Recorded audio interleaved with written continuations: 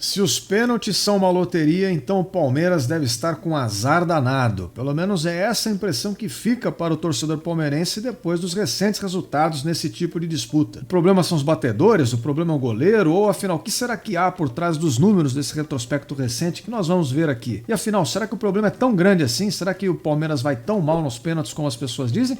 Ou será que as pessoas também estão exagerando? A gente vai entrar em mais detalhes sobre tudo isso daqui a pouco. Antes, um breve recado para você que está acompanhando o canal pela primeira vez. Caso você queira receber mais vídeos, você pode se inscrever. Se você gostar do conteúdo, deixa um like aí que você me ajuda bastante. Eu espero atender as expectativas de vocês, porque esse é um daqueles vídeos em que eu precisei coletar alguns dados, tem bastante informação, e acho até que é bastante coisa que fica um pouco densa demais em um vídeo. Se eu ficar narrando número a número aqui, jogo a jogo, vai tomar muito tempo, e por isso eu resolvi colocar um apoio para essa publicação. Aqui na descrição eu vou deixar o link no blog umtorcedor.blogspot.com. Vai ser um blog que eu vou utilizar como apoio para as publicações aqui do canal, para a gente ter uma forma a mais de trazer conteúdo, né, que seja também por texto e não só através dos vídeos. E lá eu vou deixar mais discriminado, melhor organizado todos esses números para quem tiver essa curiosidade e quiser ver mais de perto. Agora vamos olhar então as estatísticas. De 2016 para cá, o Palmeiras participou de 15 disputas de pênalti, das quais ele venceu 3, apenas 3, e perdeu 12. Isso dá um aproveitamento de uma vitória a cada 5 disputas, ou se você preferir, um percentual de vitória equivalente a 20%, enquanto o percentual de derrotas é de 80%. Isso já confronta um pouco aquela tese ali do começo do vídeo de que pênalti é loteria. Não, existe algo de preparo e capacitação aqui também. Não é pura e simples loteria, porque se fosse como se uma moeda jogada para cima, nós teríamos aproximadamente meio a meio, né? Metade de vitórias, metade de derrotas, um pouquinho a mais, um pouquinho a menos. E a gente vê que não é assim, tá bem discrepante esse número aqui. E ao mesmo tempo eu resolvi fazer um recorte aqui interessante, que é disputas de finais, disputas que valiam um título, que valiam uma taça, né? Porque às vezes isso pode ser determinante também no nosso resultado. Se a gente pensar que um jogo que é de final costuma ter uma pressão maior, costuma ter uma cobrança maior, e aí às vezes isso pode atrapalhar o jogador no desempenho. Será que é isso o problema? Então eu fiz o recorte aqui de finais, e dessas 15 disputas, 5 representavam jogos que valiam uma taça, das quais o Palmeiras ganhou uma e perdeu 4. Então dá 20% de ganho e 80% de perda também. O que mostra que seja final, ou seja jogo de meio de campeonato, semifinal, quarta de final, enfim, não importa, o Palmeiras tem perdido igualmente dos dois jeitos, né? Não é esse o problema. E o outro recorte que eu fiz era Abel Ferreira. Desde que o Abel Ferreira chegou, será que piorou muito, melhorou? O que aconteceu? Então, nessas 15 disputas, 7 foram antes do Abel Ferreira chegar e 8 foram depois da chegada do português, das quais ele venceu apenas uma e perdeu 7, o que dá um aproveitamento de 12,5%, o que é um número bastante discrepante também daqueles 50-50 que a gente mencionou. Mas como a amostragem aqui é pequena, dá para dizer que não mudou muito. Assim. O resultado do Palmeiras já era ruim antes e continuou ruim depois. Não dá para dizer que tenha sido uma mudança significativa, porque só uma vitória a mais ou a menos aqui já mudaria completamente o panorama. Então, basicamente o Palmeiras vinha mal e continuou mal. E fazendo um recorte de finais com o Abel Ferreira, a gente tem 3 finais disputadas nas penalidades e o Palmeiras perdeu as 3. Então a comissão técnica atual ainda não sabe o que é ser campeã vencendo uma disputa por pênaltis. Essa comissão que já chegou em tantas finais e já ganhou várias delas, inclusive, né? Então, esse é um resultado bem fraco. Já anula aquela hipótese da questão da sorte, da loteria. Aqui tem preparo, tem capacitação. Mas de que tipo de capacitação estamos falando? Bem, hoje em dia os times têm, além dos treinamentos, obviamente, técnicos, né, de campo ali, tem departamentos especializados que ajudam nesse tipo de momento, como, por exemplo, o departamento de análise estatística, que vai ajudar os goleiros a tomarem a decisão de que lado que eles têm que defender o pênalti, analisando conforme os cobradores do outro time costumam bater, ou se ele, quando está sob pressão, costuma mudar o padrão de comportamento. Tem várias coisas que são analisadas e que ajudam os goleiros pegarem mais pênalti, e inclusive os goleiros têm conseguido pegar mais pênaltis do que eles pegavam há 2 ou 3 décadas atrás. Né? Tem vários fatores também aqui por trás, o aumento na envergadura deles acho que ajuda também, mas a análise de desempenho faz parte desse conjunto. Só que só isso sozinho não resolve o problema, porque o Palmeiras tem uma análise de desempenho, mas os rivais que ele enfrentou nessas disputas aí também tem, né? Então não é um diferencial. Seria uma vantagem ou uma desvantagem se só um tivesse e o outro não. Se o outro time estudou seus batedores e você não estudou o batedor do outro time. Aí beleza, né? Mas não é esse o caso, porque todo mundo se estuda igualmente. Então esse fator ele meio que se neutraliza. Não está aí o problema, muito provavelmente.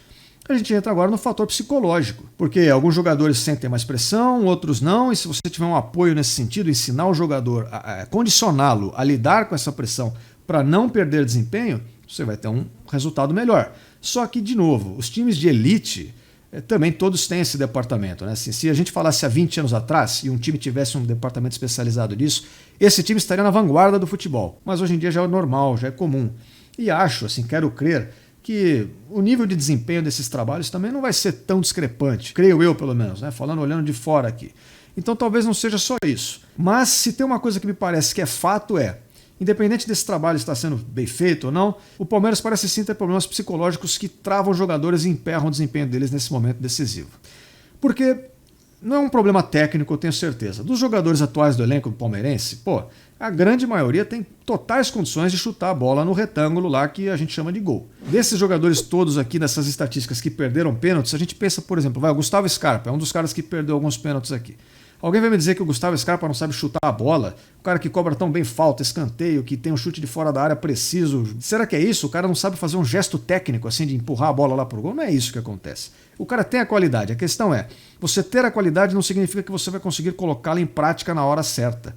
Esse é o grande lance. É que nem você que está me assistindo aí, talvez já tenha passado por isso numa prova, numa apresentação. Você ia responder lá uma questão que você sabia o conteúdo, mas na hora ali, como o pessoal fala, deu branco, né? Deu uma travada. Parece que o corpo não respondia direito, você ficou nervoso e não teve o desempenho esperado.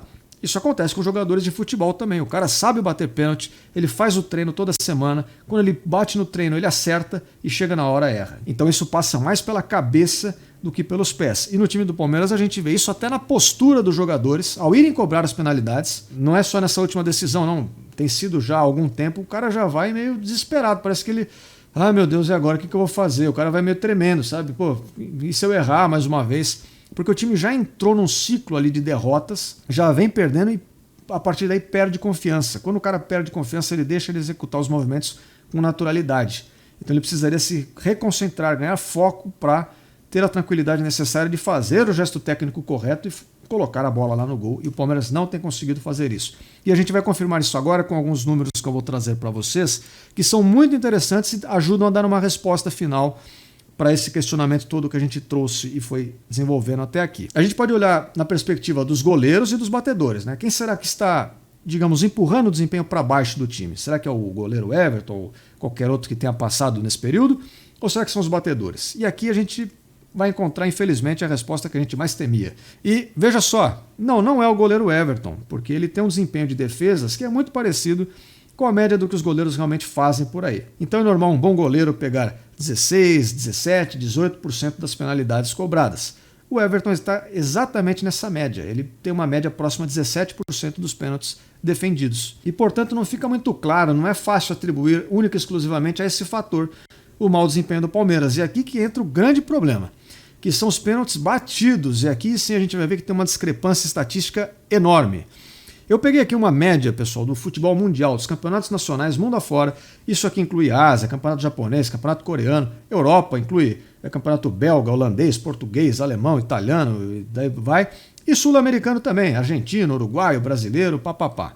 Bom, a gente tem uma taxa de aproveitamento média de penalidades de 76, 77%. Traduzindo, a cada 100 pênaltis que ocorrem aí nos campeonatos mais diversos mundo afora, os times conseguem converter em média 76, 77 gols. Já o Palmeiras, né, nesse recorte, desde que o Abel Ferreira chegou, por exemplo, o Palmeiras cobrou 45 vezes, converteu 26 pênaltis e desperdiçou 19. O que dá um aproveitamento de 57,8% aproximadamente, o que é muito abaixo da média mundial. É praticamente 20% a menos do que a média mundial de aproveitamento de pênaltis. Se a gente pegar numa disputa que tem 5 cobranças, isso dá que, em média, o Palmeiras perde uma cobrança a mais por disputa do que todas as outras equipes do mundo. Reforçando que eu estou falando aqui em termos estatísticos de média.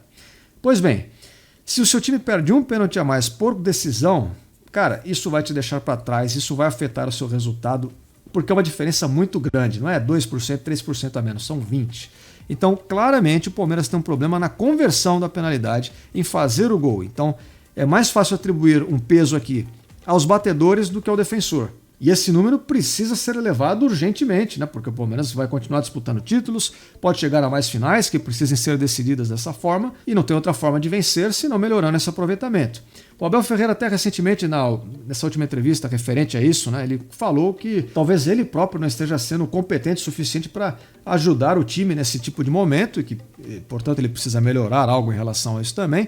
Mas, ao mesmo tempo, ele disse que acredita que em algum momento é capaz do Palmeiras vencer ainda, quem sabe até um grande título, exatamente nesse calcanhar de Aquiles que tem sido as penalidades. Pelas ironias que o futebol apresenta pra gente, eu não duvido de nada. É bem possível mesmo que o Palmeiras ainda seja campeão, ganhe algo importante nas penalidades nas quais ele tem ido tão mal. É sim possível. Porém, como a gente já falou aqui, sorte não é um negócio que você pode contar muito.